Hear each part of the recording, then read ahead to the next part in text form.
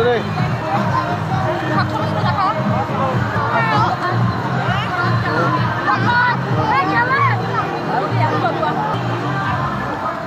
দেখেন আমরা একসাথে দেখেন সবাইকে বলো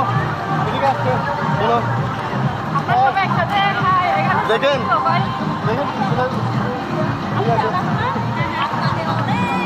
দিন ধরে আমরা করছি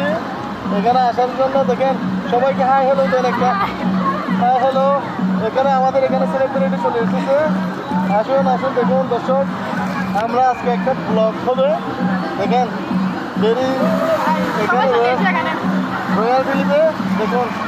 সাথে আছে আমরা একটু বলুন দর্শকদের উদ্দেশ্যে বাহারি কুকুর থেকে আমরা চলে এসেছি